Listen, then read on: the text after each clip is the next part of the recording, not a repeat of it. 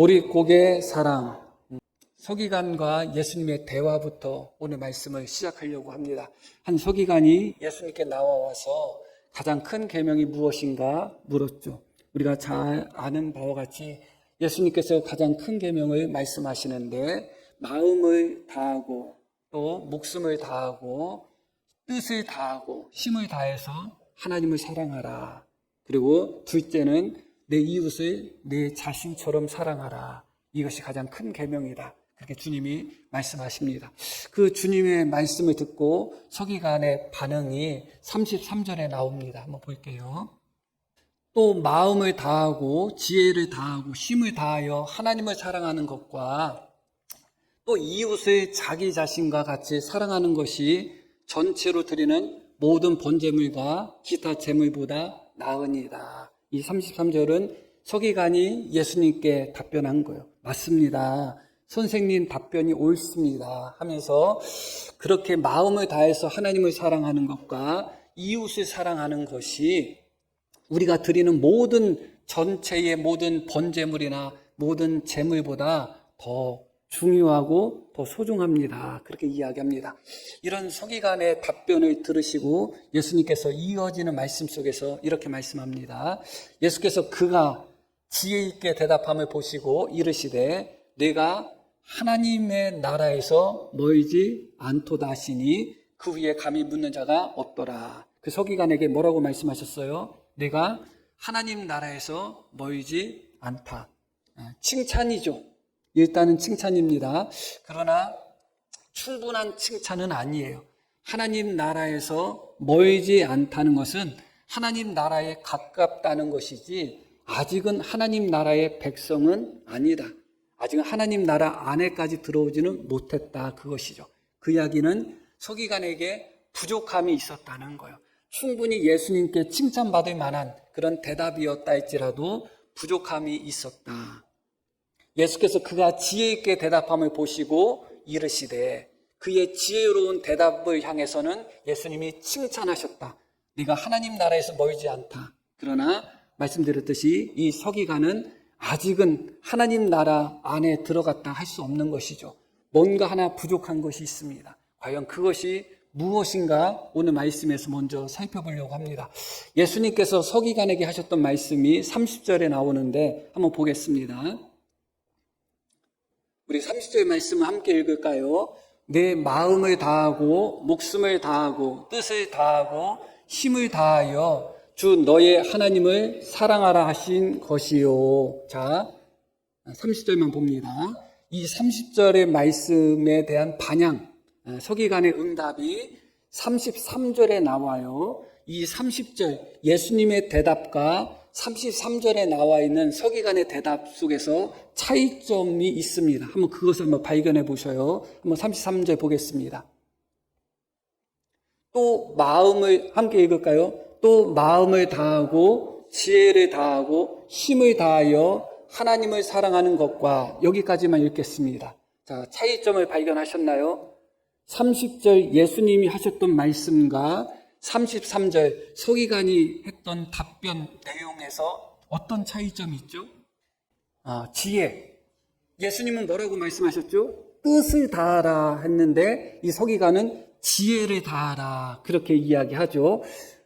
물론 동의어처럼 사용할 수 있는 단어지만 엄밀히 따지면 뜻은 그의 결심, 의지까지 포함하는 단어고 지혜는 분별력, 통찰력이 주가 되는 단어예요. 그러니까 이것이 옳고 저것이 옳고 그것을 잘 깨닫고 분별하는 것을 지혜라고 한다면 뜻은 그 마음의 생각과 의지까지 포함이 된 거기 때문에 예수님이 말씀하신 뜻이라는 단어가 조금 더 강한 의미가 되겠죠.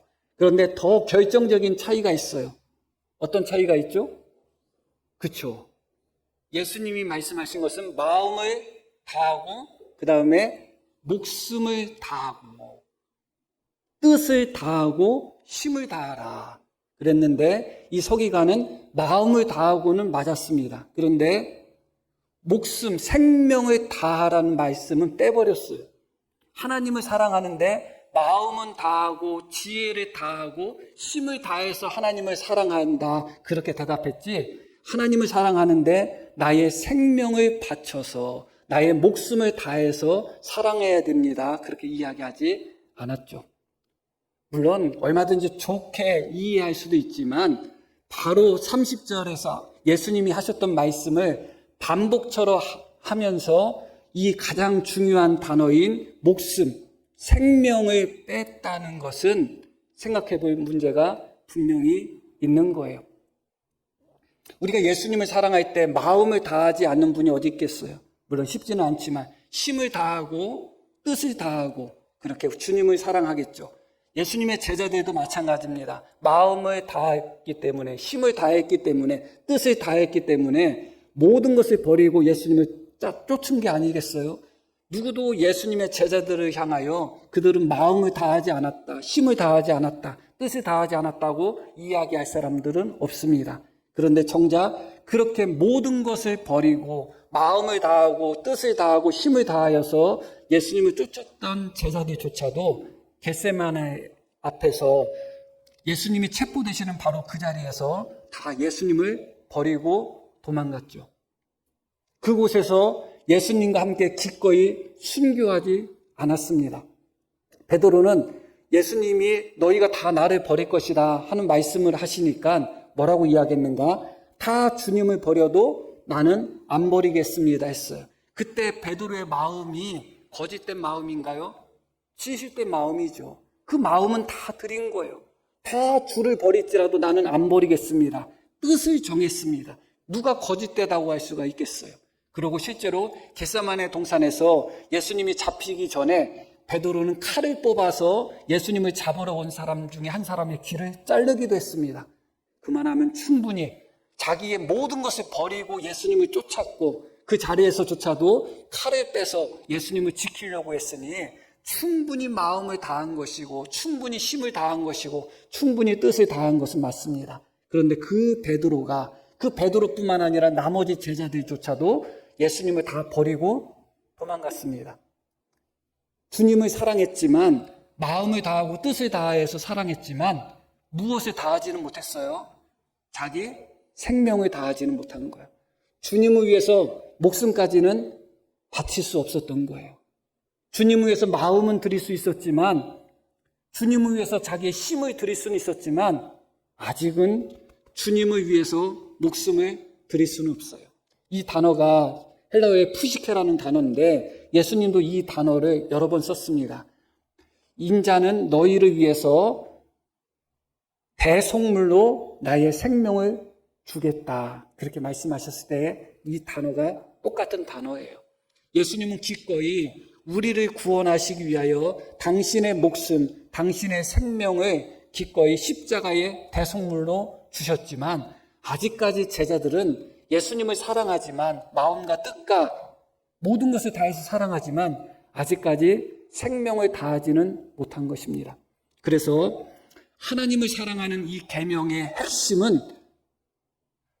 하나님을 사랑하는데 마음을 다하고 뜻을 다하고 힘을 다하고 그런데 이 중에 핵심은 무엇인가? 생명을 다해서 주님을 사랑하는 것. 이게 가장 핵심이고 가장 어려운 것입니다. 왜 우리가 순교자를 높게 평가하고 또 순교자를 기념하고 기억을 할까요? 순교가 쉬우면 그게 쉽게 되는 것이라면 우리가 순교자를 높게 평가할 이유가 어디 있겠어요? 아무나 순교하지를 못하기 때문에 그래요. 사람에게 있어서는 자기 푸시케, 자기 생명, 자기 목숨보다 더 소중한 게 없어요. 그래서 결정적으로 사람은 자기 생명이 달렸을 때, 자기 목숨이 거기에 관계될 때 그 사람의 본성이 나올 수밖에 없어요. 평소에는 다 예수님을 사랑하고 평소엔 다 하나님을 사랑한다고 하지만 실제로 칼이 목 앞에 와서 너 예수 믿는다고 고백하면 죽일 거야 했을 때 나 예수님 믿겠습니다 고백하며 기꺼이 칼 앞에서도 자기의 생명을 주님께 드릴 수 있는 사람이 몇 명이 될까 생각할 때 목사인 저 자신도 자신이 없다 말할 수밖에 없습니다. 그런 의미에서 서기관은 지혜롭게 대답했어요. 여러 가지로 지혜롭게 대답했어요. 그 여러 가지로 지혜롭게 대답했다는 의미 중에 하나는 무엇인가? 가장 중요한 것을 빼버렸어요. 그게 세상적 지혜 아니겠어요? 세상적 지혜는 빠져나가는 지혜예요. 자기한테 손해보지 않는 지혜가 세상적인 지혜예요. 참 지혜롭게 대답했어요. 예수님께 얼마든지 자신만만한 대답을 한 것입니다. 왜냐하면 목숨, 생명을 거기서 배제시켰기 때문에 그렇습니다. 아, 주님, 저 하나님 마음을 다해서 사랑하고 있는데요. 누가 뭐라고 하겠어요? 누가 어떻게 검증하겠어요? 하나님을 난 힘을 다해서 사랑합니다. 하나님께 제사 지내는 것도 열심히고 기도도 열심히 합니다. 누가 뭐라고 하겠어요? 그런데 하나님께 나의 생명을 바쳐서 사랑합니다는 함부로 말할 수가 없는 거죠. 그런 의미에서 이 서기관은 여러 가지로 참 지혜롭다. 그런데 우리도 이 서기관처럼 지혜롭게 예수님을 믿으면 되겠는가? 그렇지 않죠. 선하고 참된 지혜를 가져야 되는 것이지 단지 세상적인 지혜, 또 머리로서만 지혜, 혹은 자기가 가장 어렵고 힘든 것을 피해가는 지혜, 그것은 참된 지혜라고 할 수가 없을 것입니다. 그런 의미에서 사실은 이 서기관이 천국에서 가깝지만 아직은 부족한 부분이 있는데 오늘 본문에서 몇 가지를 이야기하고 있지만 오늘은 이 한 가지만 말씀을 드리는 것입니다. 그것은 바로 무엇인가? 하나님을 사랑하되 자기 목숨, 자기 생명을 다하여 사랑하지 않았다. 그것입니다. 예수님은 당신의 제자들에게 말씀하셨습니다. 누구든지 나를 따라오려거든 자기를 부인하라. 자기를 부인하라는 말씀이 자기 생명을 하나님께 바치라 그거예요. 자기 생명을 위해서 살지 말고 우리가 이 자기 생명을 위해서 살다 보니까 여러 가지 믿는 사람으로서 믿는 사람답게 살지 못하는 거예요. 그게 우리의 부족함이고 연약함입니다. 그래서 예수님은 누구든지 자기 목숨을 구원하고자 하는 자는 잃을 것이고 자기 목숨, 자기 생명을 잃는 자는 얻을 것이라고 주님이 말씀하셨던 것이죠. 그런 후에 예수님께서 서기관들이 메시아에 대해서 오해하고 있는 부분들을 교정하십니다. 그것이 이어지는 말씀이고 그 다음에 이 부분은 다음에 살펴보고요. 갑자기 예수님이 서기관들에 대한 질책과 정죄를 하시는 장면으로 말씀이 이어집니다. 그러니까 오늘 읽으신 말씀부터 계속해서 그 중심에는 서기관이 나와요. 서기관이 계속 나오고 이 읽으신 말씀 중에 지금 말씀드렸던 서기관은 그래도 어느 정도 칭찬은 받았던 서기관이다. 그럼에도 불구하고 부족했던 것은 그의 마음을 드리지 못한 것이 아니라 그의 생명, 그의 목숨을 하나님 앞에 드려가면서 하나님을 사랑하지 못한 것. 자기 생명이 하나님보다 더 소중하다는 거예요. 우리가 생명을 하나님께 드린다는 것은 내 생명보다 하나님이 더 소중하다는 고백이고 내가 내 생명을 하나님께 드리지 못한다는 것은 하나님보다 내 생명이 더 소중하다는 그런 자기 표현이 될 수밖에 없습니다. 자, 이어서 말씀드렸듯이 예수님께서 이 서기관들에 대한 정죄의 말씀을 하고 계시는 장면이 38절부터 바로 이어집니다. 한번 볼게요. 예수께서 가르치실 때에 이르시되 긴 옷을 입고 다니는 것과 시장에서 문안받는 것과 회당의 높은 자리와 잔치의 윗자리를 원하는 서기관들을 조심하라. 서기관이 나옵니다. 이 서기관들의 특징을 일컫는데 다시 38절부터 한번 볼게요. 긴 옷을 입고 다니는 것. 그러니까 서기관들이 입는 옷들이 있어요. 누가 봐도 성직자처럼 보이는 옷. 시장에서 사람들 많은 곳에서 문안받는 거. 아이고 납비요. 아이고 선생님. 그런 문안받는 것들. 회당에 모든 사람들이 다 지켜보는 데서 높은 자리에 앉는 것. 잔치에 모든 사람들이 모여서 축하하는 그 자리에서 가장 높은 자리에 앉는 것을 원하고 있는 서기관들을 조심하라. 그러면서 이어지는 말씀을 볼게요. 그들은 과부의 가산을 삼키며 외식으로 길게 기도하는 자니 그 받는 판결이 더욱 중하리라. 이렇게 말씀합니다. 그들은 어떤 자들이라고요?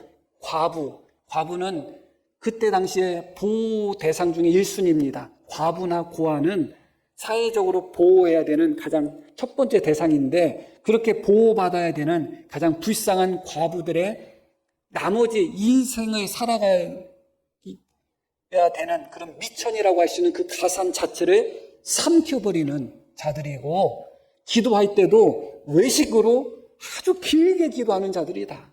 아주 신령해 보이고 긴 옷 입고 사람들 보는 앞에서 1시간, 2시간씩 막 기도해서 아이고 저 서기관님, 저 랍비님은 너무너무 훌륭하신 분이야. 너무너무 신령한 분이야. 그렇게 인정받고 칭찬받는 것을 즐기는 자들이다. 그러면서 과부의 가산을 삼키는 자들이다. 그렇게 이야기하고 있습니다.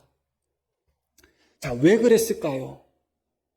이 모습이 모든 서기관들의 모습이라고 단정 지을 수는 없지만 예수님은 서기관이라는 그룹 전체를 향해서 이 말씀을 선포하고 있다는 것을 기억할 필요가 있습니다. 서기관들은 성경 전문가들이에요. 말씀 전문가들이거든요. 그래서 그 서기관들도 예수님과 비슷한, 구약 성경에 있어서 예수님과 비슷한 생각을 한 경우가 많았어요. 특히 십계명에 있어서는 마찬가지입니다. 오늘 본문에 등장했던 서기관도 예수님께 가장 큰 계명이 무엇입니까? 물어봤을 때 하나님을 사랑하는 것과 이웃을 사랑하는 것이 가장 큰 계명이다 하니까 본문에 나왔던 서기관도 뭐라고 그래요? 옳습니다. 그래요. 맞습니다. 그 이야기는 서기관도 그렇게 생각하고 있었다는 것이고, 그때 당시에 대부분의 서기관들이 구약 율법의 핵심은 십계명이고 십계명은 두 부분으로 나누어졌다는 것을 그들은 다 알고 있었어요. 하나님을 향한 사랑과 충성, 이웃을 향한 배려와 사랑, 이것이 십계명의 핵심이고 율법 전체의 핵심이다 하는 것을 서기관들은 알고 있었다는 거예요. 그게 중요해요. 오늘 말씀 속에서 일반적인 서기관들은 하나님을 사랑하는 것이 가장 큰 계명인지 몰랐는가? 알았다는 거예요. 일반적으로 서기관들은 대부분 이웃을 사랑하는 것이 가장 큰 계명이라는 것을 알았다는 거예요. 십계명의 첫 번째부터 네 번째 계명은 하나님을 향한 계명이고, 다섯 번째부터 10번째 계명은 이웃을 향한 계명이라는 것을 서기관들은 누구보다 잘 알고 있었다는 거예요. 그런데 그런 사람들이 하나님을 사랑하는 것이 가장 큰 계명이라는 것, 하나님을 위해서 살고 하나님의 영광을 위해서 사는 것이 가장 큰 계명이라는 것을 몰랐던 서기관들이 아니라 누구보다 더 잘 알았던 서기관들이 어떤 모습을 보이는가? 긴 옷을 입고 시장에 가서 사람들 앞에서 인사받고 칭찬받고 영광받고, 또 사람들에게 그렇게 영광받기 위해서 외식으로 기도하고, 이런 것을 좋아했다는 거예요. 그러니까 알기는 압니다. 하나님을 사랑하는 것이 가장 큰 계명이라는 것을 알지만 그들은 하나님께 영광 돌리는 삶이 삶의 목적이 아니라 자기가 영광받고 자기가 인정받고 자기가 높아지고 자기가 칭찬받는 게 삶의 목적인 사람들이에요. 왜 그럴까요? 하나님을 사랑하는 것을 알긴 알지만 목숨을, 자기 생명을 바쳐 사랑하지 않기 때문에 그래요. 그러니까 이 사람들의 관심은 내가 내 생명을 바쳐서 나보다 하나님을 더 사랑한다면, 내 생명보다 하나님을 더 사랑한다면 하나님의 영광이 첫째 목적이고 하나님이 높아지는 게 첫째 목적이고, 그렇지 않겠어요? 그런데 이 사람들은 자기 자신이 하나님보다 더 소중해. 자기 생명이 하나님보다 더 소중해요. 그러니까 하나님이 영광 받는 것보다 내가 영광 받는 게 더 중요한 거예요. 하나님이 높아지는 것보다 내가 높아지는 게 더 중요한 거예요. 목사를 하면서 마음을 다하고 뜻을 다해서 하나님을 섬기겠다는 마음이 없는 목사가 어디 있겠어요? 그런데 기꺼이 나의 생명까지도 주님을 위해서 드리겠다, 나의 생명보다 주님이 더 소중하다, 그렇게 생각하는 목사와 그렇지 않은 목사는 다를 수밖에 없잖아요. 하나님을 사랑하긴 사랑하는데 내 생명이 더 소중해. 내 푸시케가 더 소중해요. 내 가족, 내 자녀의 생명, 안위가 더 소중해요. 그러다 보면 목회의 목적이 어디에 가 있겠어요? 하나님의 영광에 가 있지 않겠죠. 내가 성공하는 거에 가 있고, 내가 대접받는 거에 가 있고, 내가 잘 먹고 잘 사는 거에 가 있고, 내 자식 잘 먹이고 잘 입히고 유학 보내고 잘 살게 만드는 데에 가 있는 거예요. 왜냐하면 하나님을 사랑하지만 자신의 푸시케, 자신의 영혼, 자신의 생명을 하나님께 드리지 않기 때문에 언제나 삶의 목적이 자기 자신이 되는 것입니다. 우리도 마찬가지일 거예요. 우리가 예수님을 믿잖아요. 하나님 사랑 안 하는 사람이 어디 있겠어요. 그런데 하나님을 사랑하긴 하지만 언제나 두 번째로 하나님을 사랑하는 거예요. 내가 더 소중한 거예요.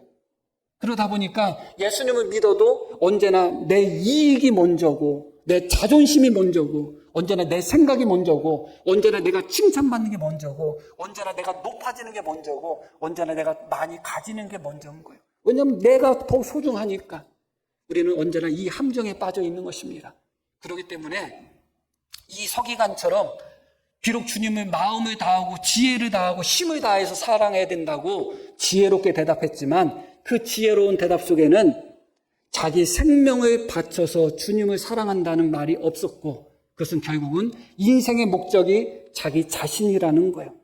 그렇기 때문에 자기를 위해서 얼마든지 율법을 알고 하나님의 영광을 위해서 그들이 살아가야 된다는 것을 알면서도 그들의 중심은 언제나 자기 영혼, 자기 생명, 자기 자신이 되는 겁니다. 내가 어떻게 하면 영광 받을까? 내가 어떻게 하면 높아질까? 내가 어떻게 하면 인정받을까? 내가 어떻게 하면 성공할까? 내가 어떻게 보면 남들보다 더 높은 자리에 앉을까? 온통 그런 마음 속에서 하나님을 믿고 또 서기관으로서의 그 직무를 감당하고 있었던 것이죠. 그리고 과부의 가산을 삼킨다 이야기하고 있습니다. 보이스피싱 하는 사람들, 그들이 보이스피싱을 하는 것으로 말미암아 어떤 이들은 자살을 하고 어떤 이들은 완전히 집안이 몰락을 하고, 그런 것을 보이스피싱하고 사기치고 하는 사람들이 모를까요? 알아요. 그런데 왜 그 사람들이 그런 사기를 치고 보이스피싱을 할까요? 그 사람들, 다른 사람들의 생명이 중요한 것이 아니라 내 생명이 중요한 거예요. 그 사람들한테는. 자기 생명을 위해서는, 자기가 잘 먹고 잘 살기 위해서는 다른 사람의 푸시케, 다른 사람의 영혼, 다른 사람의 생명을 죽여도 괜찮다는 생각을 갖고 있는 거예요. 그게 바로 서기관들의 모습이었던 겁니다. 그들은 계명은 알고 있었습니다. 하나님을 사랑하고 이웃을 사랑하는 것이 가장 큰 계명이라는 것을 알고 있었는데, 어떻게 해서 하나님께 영광 돌리는 삶을 살지 않고 온통 자기가 영광받는 삶을 살려고 했는가?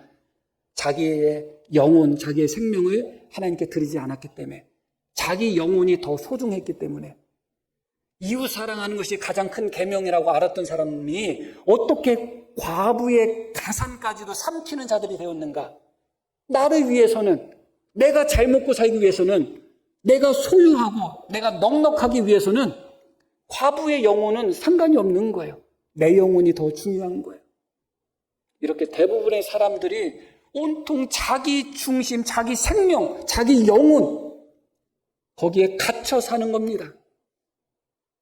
그러다 보니까 이기적이지 않아도 되는 데는 이기적이지 않은 모습을 보이다가도 이기적인 모습을 보여야지 내가 살고 나한테 이익이다 싶으면 여지없이 이기적인 모습이 그 순간에 툭 튀어나오는 거예요. 왜냐하면 내 생명이 더 중요하니까, 내 자식들의 입이 더 중요하니까, 내 가족이 더 소중하지 네가 더 소중하냐, 그런 마음이 언제나 있는 거예요. 그러나 우리가 기꺼이 이 주님의 말씀을 듣고 자기를 부인하고 자기의 생명까지도 하나님께 바치기로 결심한다면 우리의 인생은 더 이상 나 자신을 위해서 살아가는 인생은 아니겠죠. 그러다 보니까 하나님 영광이 더 소중한 것이고 하나님이 높아지는 것이 더 소중한 그런 삶을 살게 되는 것이고, 이웃 사랑에 있어서도 나 자신의 영혼을 채우겠다고 이웃의 영혼을 약탈하는 그런 악한 짓을 하지는 않겠죠. 그래서 가장 큰 핵심이 무엇인가? 하나님을 사랑하고 이웃을 사랑함에 있어서 가장 중요한 것은 우리의 생명을 다하여 사랑하는가. 이게 가장 중요한 것입니다. 이 단계까지 간다는 것이 참 어렵고, 오늘 본문에서는 이 단계까지 가지 못한 서기관을 향해서는 내가 지혜롭게 대답은 했지만 하나님 나라에서 아직은 가까이 있지만 하나님 나라에 들어가지는 못했구나 하는 말씀이 그에게 임하게 되는 것입니다. 그런데 오늘 이어지는 말씀 속에서 과부의 말씀이 이어져요. 서기관들이 어떤 자들인가? 과부의 가산까지 삼키는 자다. 반드시 그렇다고 단정 지을 수는 없겠지만 오늘 본문에 나오는 과부는 과부 중에서도 아주 가난한 과부예요. 그러니까 일반적으로 과부들은 가난한데 더 가난한 과부예요. 남편 잘못 만나서 그렇게 아주 가난한 과부가 됐을 수도 있지만 어쩌면 서기관들이라 그런 종교 지도자들에 의해서 이 과부가 서기관들이 과부들의 가산을 삼키는 자라는 말씀 뒤에 바로 이어지는 말씀이니까 그들에 의해서 아주 극심한 가난을 경험한 과부일 수도 있겠다. 그런 생각을 하게 됩니다. 물론 오늘 말씀 속에서는 그렇게 중요하지 않습니다. 중요한 것은 무엇인가? 두 냅돈, 우리 돈으로 해봤자 1,000원, 2,000원 될까 말까 하는 아주 적은 금액이에요. 그것이 생활비 전체, 소유 전체, 가지고 있는 모든 재산 전체가 딱 두 냅돈 정도밖에 되지 않는 하루 일당의 64분의 1에 해당되는 금액 정도밖에 안 되는 하루 일당을 10만 원 정도 잡는다면 2,000원이 채 되지 않는 그 정도 적은 금액이 전 재산인 여인이에요. 그러니 얼마나 불쌍한 여인이에요, 사실은. 그런데 그 불쌍한 여인, 그 과부가 자기가 갖고 있는 그 전 재산을 부자들이 헌금을 드리는 그 틈에 끼어서 하나님께 바치는 거예요. 그 모습을 예수님이 보시고서 뭐라고 말씀하셨는가? 예수께서 제자들을 불러다가 이르시되 내가 진실로 너희에게 이르노니 함께 읽을까요? 이 가난한 과부는 헌금함에 넣는 모든 사람보다 많이 넣었도다. 주님의 인정이 중요하겠죠. 주님은 뭐라고 말씀하셨어요? 모든 부자들보다 더 많이 넣었다. 그렇게 말씀합니다. 아주 적은 금액인데 주님은 분명히 더 많이 넣었다고 이야기합니다.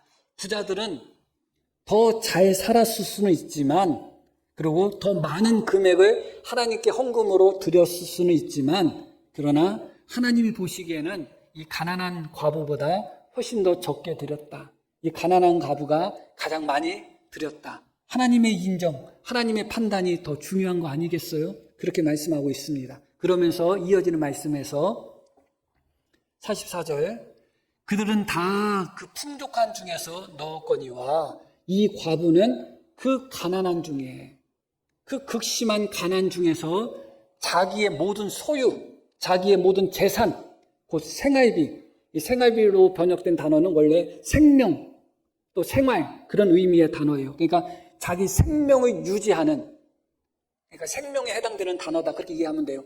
전부를 넣었다. 그렇게 말씀하고 있습니다. 서기관에게 부족했던 하나가 이 가난한 과부에게는 있었습니다. 서기관은 얼마든지 예수님을, 하나님을 마음을 다해서, 지혜를 다해서, 힘을 다해서 사랑하고자 하는 마음은 있었습니다. 그러나 하나님께 자기의 생명까지 드리기를 원하지는 않았습니다. 그러나 이 가난한 과부는 자기의 모든 소유, 자기의 생활비, 자기 생명 전부를 하나님께 드렸다. 그렇게 말씀하고 있죠. 그때 당시의 문화를 우리가 잠깐 살펴볼 필요가 있는데 가난한 과부들 또 가난한 중에 또 나이가 있는 과부들은 생계 대책이 거의 없습니다. 그래서 다른 이들의 자선이나 그런 것을 통해서 겨우겨우 먹고 사는데 대부분 그 자선은 현물로 이루어지지 현금으로 이루어지지 않습니다. 그러니까 그때 당시에 가난한 과부라면 현금을 그 금액이 크던 적던 현금, 돈을 손에 쥔다는 것은 쉬운 일이 아니에요. 그냥 겨우 먹을 거 얻어먹고 겨우 입을 옷 그냥 그것도 뭐 다 누더기 같은 옷 입어 입고 그 정도지 돈을 만질 수 있는 기회가 많지 않습니다. 그런데 하나님 앞에 드리기 위해서는 돈을 들어야 되잖아요. 평소에 돈을 만지기 어려웠던 사람이 하나님께 헌금은 하고 싶지만 드릴 것이 없었던 사람들이 돈이 생겨서 헌금할 돈이 생겼을 때 그 기쁨을 우리 성도님들은 혹시 아시는지 모르겠네요. 실제로 제 주변에 어떤 분들은 정말 하나님 앞에 헌금하고 싶은데 돈이 없는 거예요. 정말 돈이 없는 거예요. 그래서 정말 은큼한 마음 품지 않고 하나님 앞에 정말 헌금할 수 있는 돈을 달라고 기도하고 그렇게 했던 분들도 제가 몇 분을 알고 있습니다. 하나님 앞에 드리고 싶은데 드릴 게 없는 거예요. 드릴 게 없는 거예요. 항상 마음에 빚진 마음이 있고 마음에 항상 아픔이 있었겠죠. 그것은 하나님을 목숨을 다해서 마음을 다해서 사랑하는 사람만이 알 수 있는 감정이에요. 그러다가 딱 돈이 생겼다면 하나님 앞에 헌금할 돈도 없어서 기도할 정도의 사람이라면 생활하는 데 있어서 넉넉했겠어요? 생활하는 데 있어서도 아주 어려웠겠죠. 그런데도 그렇게 생긴 돈이 있다면 정말 내가 하나님 앞에 드릴 돈이 있구나 생각해서 정말 기쁨과 감사함 가운데 하나님 앞에 드리는 거예요. 과부의 모습 속에서 우리는 그런 것을 발견하게 되는 거예요. 이 과부가 항상 최소한 하루에 2렙돈 이상의 생활비를 어디서 얻었다고 생각하시면 안 돼요. 말씀드렸듯이 일반적으로 그때 당시에 구제 형태, 자선 형태는 현금을 통한 형태가 아니라 현물을 통한 형태예요. 먹을 거 조금 주고 그런 형태란 말이죠. 그런데 이 여인에게 드디어 하나님 앞에 헌금할 돈이 생긴 거예요. 그 금액이 크던 작던 중요하지 않습니다. 그것을 하나님 앞에 바쳤고 예수님은 그 여인은 자기 소유 모든 것을 드렸다. 생활비라는 단어는 생명이라는 단어라고 말씀드렸죠. 자기 생명 모두 다 하나님 앞에 드렸다. 왜 그럴까요? 이 여인은 하나님을 마음을 다해서 사랑했기 때문에 그래요. 이 여인이 드렸던 것은 모든 번제보다도 모든 제사보다도 하나님이 더 기뻐하는 제사예요. 먹을 것도 없고 아무것도 없음에도 불구하고 왜 모든 것을 드렸는가? 하나님을 자기 생명보다 더 사랑하니까 드리고 싶은 거예요. 드리고 싶은 거예요. 하나님을 사랑하지 않는 자는 이해할 수가 없죠. 그러나 하나님을 마음을 다해서 사랑하고 자기 생명을 다해서 사랑하는 사람은 그날 하루 자기가 굶어도 드리고 싶은 거예요. 그게 이 가난한 과부의 마음이었고 예수님은 이 가난한 과부가 그 마음을 드렸을 뿐만 아니라 그의 생명까지 하나님께 드렸다는 것을 인정하셨습니다. 그래서 가장 많이 드렸다 하고 예수님은 그 가난한 과부의 헌신을 인정하신 것이죠. 여기서 여러 가지 또 해석적인 문제가 등장하긴 합니다. 왜냐하면 결국 가난한 과부는 부패한 성전 제도에 이용당하고 착취당한 것이다. 그렇게 해석하는 이들이 많아요. 그때 당시에 종교 지도자들은 다 타락을 했잖아요. 거의 다. 성전도 타락을 했잖아요. 그래서 얼마 안 있으면 성전은 무너질 성전이에요. 결국 그 타락한 제도, 타락한 성전에 헌금을 바치는 것이 어떤 의미가 있겠냐는 거예요. 그것이 어디에 쓰이겠느냐 그거예요. 하나님 영광을 위해서 쓰이겠는가? 그렇지 않겠죠. 그런데 중요한 것은 무엇이에요? 예수님은 이 가난한 과부의 헌금을 인정하셨어요? 인정하지 않으셨어요? 인정하셨다는 게 중요한 거예요. 드리는 자는 드리는 데까지가 자신의 몫이에요. 이 가난한 과부는 내가 부패한 성전에 헌금해야지, 부패한 제사장들을 위해서 헌금해야지 그래서 한 거예요? 아니잖아요. 하나님께 바친 것이고 하나님은 가장 많이 드렸다고 인정하시잖아요. 사용하는 자는 사용하는 자의 몫이 있고 책임이 있는 거예요. 비록 성전이 무너진 성전이고 타락한 성전이라 할지라도 이 가난한 과부는 하나님 앞에 드린 것이고 예수님은 그 자체를 인정한 거예요. 그것이 잘못 사용된다고 해서 나는 안 드리겠다, 내 마음대로 하겠다, 그렇지 않아요. 드리는 자는 드리는 자의 몫이 있는 것이고 그것을 받아서 사용하는 자는 사용하는 자의 몫이 있는 거예요. 각각 자기의 책임을 다하는 거예요. 그리고 각각 자기가 뿌린 대로 거두게 되는 거예요. 간혹 가다가 어떤 분들은 그런 분들이 있어요. 교회가 마음에 안 든다고 헌금을 계속 모아두는 분들이 있어요. 목사 마음에 안 들고 내 기분 나쁘다고 계속 모아두는 분이 있고 교회 재정 집행되는 게 내 마음하고 맞지 않는다고 저렇게 쓰면 안 되는다고 모아두는 사람이 있어요. 그건 옳지가 않아요. 나의 몫은 하나님을 사랑함으로 말미암아 드리는 데까지가 나의 몫이에요. 그리고 그것을 집행하는 자는 집행하는 자의 책임을 하나님 앞에 치르게 되겠죠. 합당하게 하나님의 헌금을 합당하게 집행하고 합당하게 사용하면 하나님 앞에 칭찬이 있을 테고 그 하나님의 헌금을 헛되이 악하게 잘못 사용하면 하나님 앞에 심판이 있겠죠. 그러나 중요한 것은 드리는 자와 집행하는 자는 그 책임과 자기의 몫이 각각 분리가 된다. 그것이 중요한 것입니다. 모두의 맥주감사주일에 대해서 잠깐 말씀을 드린다고 했는데 결론적으로 그 부분을 말씀드리고 말씀을 마칠게요. 맥주감사절 주일에 대해서 여러 가지 오해가 있죠. 신학적으로 놓고 보면 맥주감사주일은 맞지 않는다 해서 맥주감사주일을 폐지하는 교회들도 많습니다. 어떤 이들은 목사가 헌금을 더 뜯어내려고 만든 것밖에 더 되냐, 그렇게 부정적으로 말하는 분도 있고, 예수님을 믿는 사람들은 그렇게 말하면 안 돼요. 또 어떤 이들은 맥주감사주일은 농경사회의 유산이기 때문에 지금 여기 보리 농사 짓는 사람들도 별로 없는데 굳이 드려야 되는가, 지켜야 되는가, 그런 회의를 가진 분들도 많습니다. 그리고 구약에 나와 있는 맥주절과 우리 한국교회가 지키는 맥주감사주일은 다른 거예요. 다른 것인데 그 부분에 대해서도 오해하는 분들도 있고 그렇습니다. 그래서 구약의 맥주절은 오순절이거든요. 오순절에 성령께서 임하셨기 때문에 맥주감사절을 지키는 것이 아니라 오순절, 성령 강림절을 지켜야 된다, 그렇게 말하는 분도 있고 그렇습니다. 다 신학적으로는 다 맞는 말인 것 같아요. 그러나 조금 더 우리가 생각해 볼 부분이 있어요. 일단은 맥주절이라는 용어를 먼저 생각해 볼 필요가 있습니다. 이 맥주절의 맥은 우리가 흔히 보리다 그렇게 생각합니다. 그러나 한자로 이 맥은 보리를 꼭 의미하는 단어가 아니에요. 보리나 밀이나 귀리, 그 모든 것들을 다 의미하는, 크게 의미하는 단어가 바로 맥이거든요. 그래서 더 정확하게 이야기한다면 밀은 소맥이고 보리는 대맥이에요. 더 정확하게 이야기한다면. 그러나 맥이라는 단어 속에는 밀이라는 의미가 거기에 포함이 되어 있다는 거예요. 그게 핵심이거든요. 그런데 구약의 맥주절은 어떤 절기인가? 하나님 앞에 첫 이삭을 하나님 앞에 바치는 절기예요. 밀을 수확해서 첫 수확을 하나님께 바치는 것. 그런데 맥주절이라고 하니까 그 맥에 밀이 포함된 단어이기 때문에 오역이 아니에요. 맞게 번역된 거예요, 한자로. 그런데 많은 사람들이 그 맥주의 맥을 보리맥으로 오해를 해버린 거예요. 보리맥으로. 그래가지고 오역된 거라고 생각하는 분이 있습니다. 오역된 게 아니에요. 그 맥이라고 할 때 그 단어 한자에는 밀이라는 단어가 포함되어 있다는 것을 기억할 필요가 있어요.